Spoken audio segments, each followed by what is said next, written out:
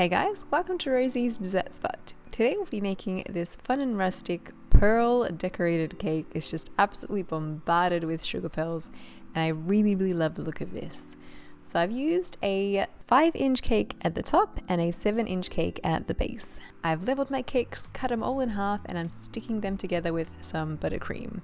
Each tier has 2 cakes I've been cut in half. And you can flavor your buttercream or color it if you like. I've kept mine white and I have the recipe for this linked in the description box and in the eye icon up top for you guys. Once all your cake layers are stacked, you can add a thin layer of frosting all around your cake. This is called a crumb coat and just traps those crumbs in there for you. That way your final layer of frosting is nice and clean. Smooth out the sides with a frosting scraper and then bring the lip of frosting to the middle. Into the fridge she goes for about 20 minutes, and then you can apply that second layer of frosting. I've colored mine turquoise with a little bit of gel food color and I'm applying it nice and thickly along the outside, so I'm going to be pretty generous with it. You can smooth it out if you like and then go on with a super hot spatula, starting at the base, just holding the spatula steady against the cake and pressing in just a little bit as you turn your turntable.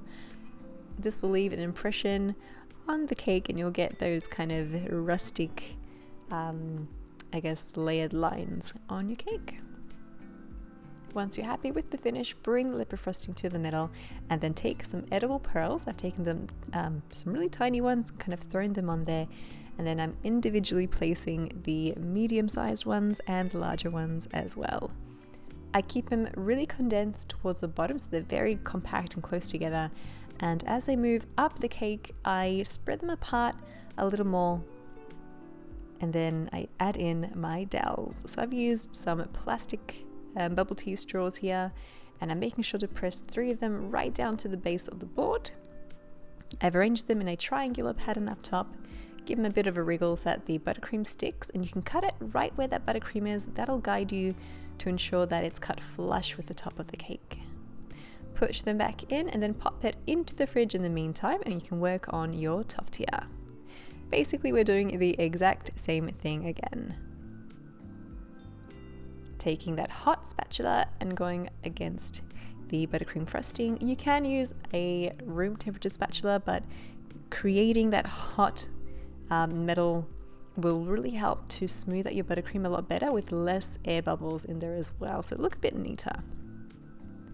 Repeat again with those pearls, just pressing them in and keeping in mind to keep them nice and compact at the bottom and a bit more dispersed at the top.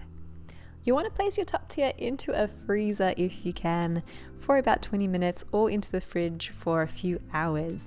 This way it really gives it the chance to firm up and we can handle it with our hands as I am here without it denting and destroying our buttercream. And just place it in the center of your cake, using a spatula to help remove it from the cake board.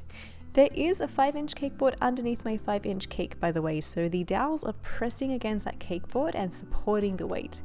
If you didn't have a cake board, the cake would literally just be pushed right through the straws and your whole cake would collapse, so definitely have a board and the dowels for any tiered cakes. Add in your flowers and that's it. Your rustic pearl decorated cake is complete. I absolutely adore this look. I love it in white as well. I feel like it's perfect for engagement or wedding, but I thought I'd go turquoise just for a little something different. I hope you guys enjoyed this tutorial and give it a go. If you do, hashtag Rosie's Dessert Spot so I can see your awesome creations as well. Thanks again for tuning in and we'll catch you in the next one.